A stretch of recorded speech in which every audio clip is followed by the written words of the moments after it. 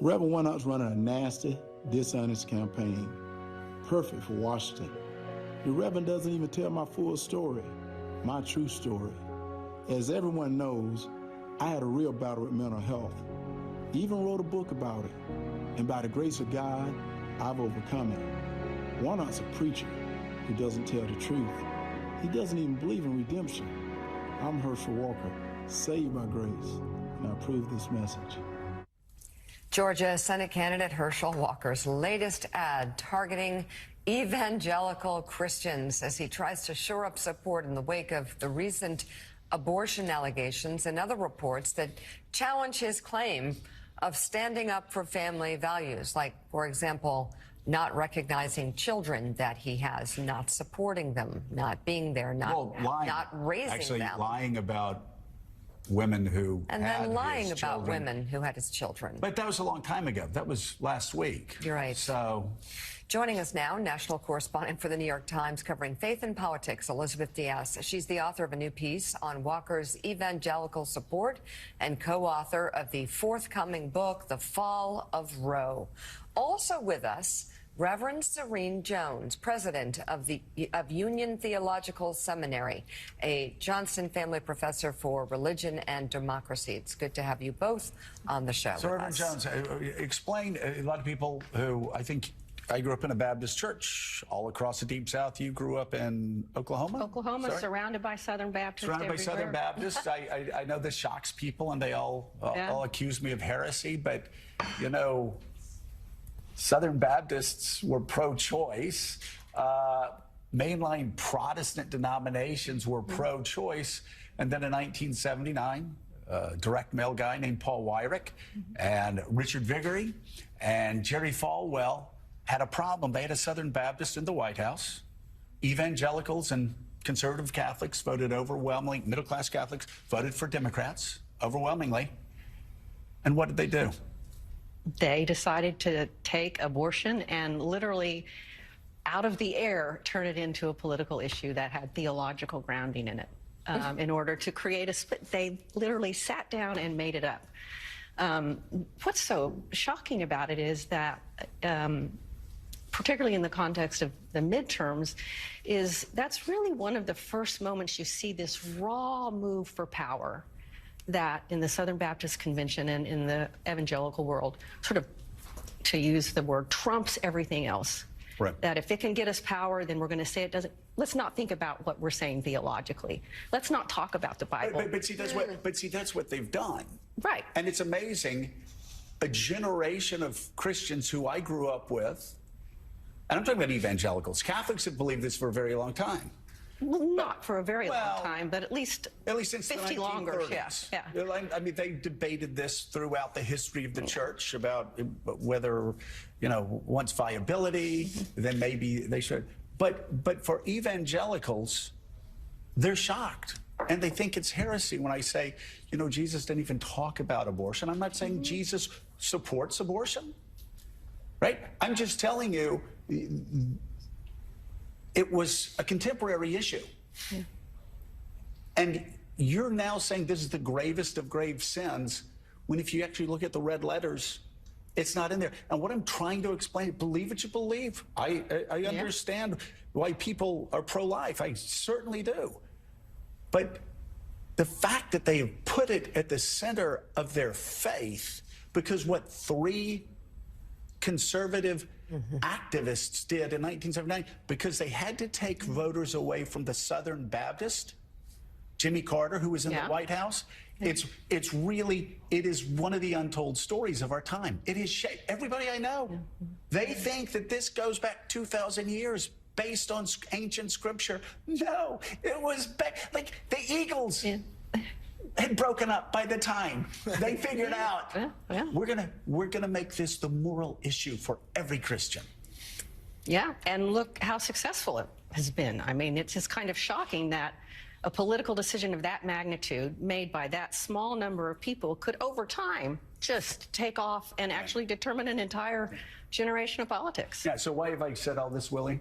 I've said all this because I want people to understand who aren't in the church how evangelicals now justify the voting for Donald Trump, how evangelicals now justify voting for people like Herschel Walker, because they will say he did all of these things, but Warnock's a baby killer, baby killer. And then that's what my friends say. Oh, he's a baby killer.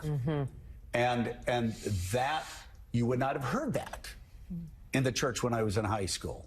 But you hear it now because of decisions that political actors made in 79 and 80. And the fusion of religion with political power. Remember, the explanation from evangelicals in 2016 about Donald Trump was, we're not electing a saint, we're electing a president, and we believe he will fight for us. That's how they washed away everything that came with Donald Trump. And Elizabeth, your piece gets into this question in Georgia, which offers a perfect snapshot of politics and religion right now in the Republican Party, where you have Raphael Warnock, who is the pastor at Ebenezer Baptist Church, the home of Martin Luther King Jr., of course, running against Herschel Walker, and we've laid out the litany of his personal behavior. So how are evangelicals in Georgia justifying? What are they telling you about continuing to support Walker through this? Well, what we're seeing in Georgia is two completely different kinds of Christianity playing out in this race, with Walker on one side and then Warnock on the other. And what I hear from evangelicals is the same thing we've been hearing for years now, right? With, as you're saying, the legacy of why they supported former President Trump. I mean, this is the same political playbook that's being, that we're seeing in Georgia. The trade-off of political power, the accomplishments of what they want, especially on things like abortion, and just letting go of what you might think of as their other goals about personal morality. But that's not even the right way to think about it anymore. I mean, this isn't about personal morality at all. If you think this is hypocritical, you're kind of missing the point that the whole game is just about power to begin with. And that's who the evangelical, especially white evangelical voting base really is. It's not about people who want a moral candidate in office. It's people who want to achieve certain political ambitions. Let me say, I'm old enough to remember in the 1990s when every person I spoke to in the evangelical community, which, by the way, I'm still a part of, saying Bill Clinton can't be president because character matters. Character counts. We heard it time and time again everywhere I went. I heard it. He doesn't have the character to be president, Joe. These are the people who are leading the parade with Donald Trump.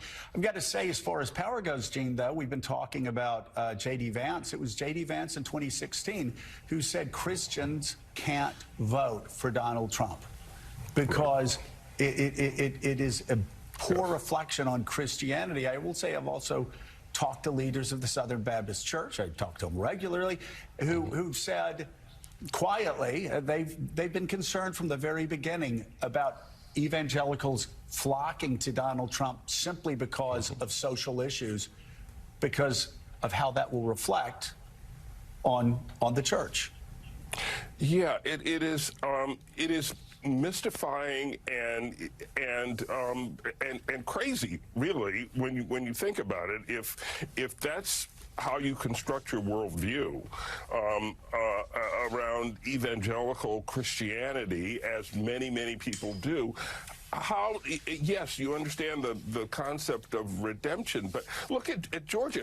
Raphael Warnock is an actual Baptist minister. I just want to underscore what Lily pointed out. Yes. An actual Baptist minister, okay? And Herschel Walker manifestly is not. He is something really else. So my question for Serene is how can evangelicals call themselves that and have such a tenuous relationship with the Bible, with what it actually says in the Bible, with what Jesus actually said or did not say? I mean, all you have to do is open your Bible and you can read the words, and so how does that somehow get lost?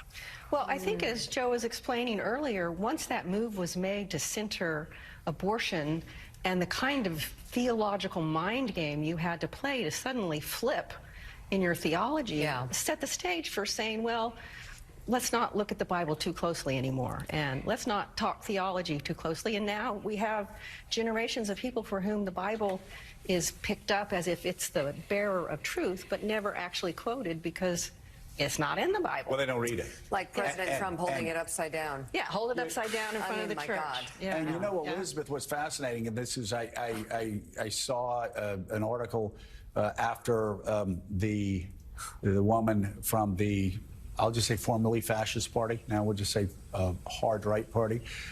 After the woman won, one of her largest contingency of votes, voting for this populist far right party, were people who identified as Christians, but who weren't practicing Christians. Yeah. Tim Carney, who is pro-life, who disassociates himself, I'm sure, with everything I've said this morning, wrote one of the most fascinating books on this when he was trying to explain why communities are broken. And he talked about the more people went to church, evangelicals, the less likely they were to vote for Donald Trump. You can see it in the polling numbers. So being a, quote, evangelical now is more of a, for people there, not for people who go to church, it's more of a cultural marker than it is actually a definition of faith or theology. Yeah, I talk to a lot of evangelicals who support people like Walker who actually do go to church, and there is polling the other way too, so I think it's pretty complicated, and it's hard to separate those different things out, and it's one of the, once you have an actual spiritual belief that is empowering your political choices, that kind of crosses a line into, like, where does that go? Where does that stop at that point? It's hard to change people's minds about anything, especially if they actually do feel that they are driven by God. And if you look, just one last thing, if you actually read, as I tell people to do, not just for politics but for life, read the red letters in the Gospels. Read what Jesus actually said. And what you will see time and again is Jesus talking about in Matthew 25, 31 to 46, the disciples say, what do we have to do to get to heaven? Give a cup of water to the thirsty, clothe the naked, feed the hungry, give hope to the hopeless. You can go through it. It talks about forgiveness, talks about turning the other cheek, which a member of the Trump family said, that's just wrong. You have these people who call themselves Christian nationalists who actually have created this civic, this religion, this political religion that bears no comparison to Jesus's teachings. And if I'm upsetting anybody, it's only because they haven't read the Bible. They just hold it up sideways as a shield for their political beliefs. Politics shapes their faith instead of their faith shaping their politics. And you know what, an interesting new wrinkle this time around, it would be laughable if it wasn't so serious, is Herschel Walker's now new campaign slogan, Herschel Walker, saved by grace. So as if grace and the love of God is a campaign slogan. Right. This is saved by grace. Yeah. So wait, saved this week? Because he was just lying about this and denying his child just last week. No, It's today. But you can be saved by grace any day. You can. But I think what needs to be discussed in the context of a claim like that is this very old-fashioned Christian notion called cheap grace, which means basically you can say, oh, God forgives me for whatever it is that I've done, and I can go ahead and lead a life where I never read the Bible, I never talk about the poor, I never help feed the hungry. And it's cheap grace that's being thrown around. And it's a serious moral claim. And by the way, it's not you saying that, that's his own son who said that last week. Absolutely. That he was tired of the Christian lying. Walker. He was tired of him pretending to be something he wasn't. Absolutely. It was all That's about his the son. lying. He said not everything you did, and yes, you claimed you'd come here and say you were accountable, and again, you didn't actually, make your promise on that. But it's the lying that is driving his family just really to the point of being openly hurt. New York Times national correspondent Elizabeth Diaz and Reverend Serene Jones, thank you both very much for being on the show this morning. Great conversation. And coming up, a new podcast explores the geopolitical and cultural ramifications of this year's morally bankrupt World Cup. Okay. That sounds like a Roger Bennett segue. Where are we going? And there he is. in an impossible task, our friend Roger Bennett attempts to rank soccer's top 100 players. He joins us next.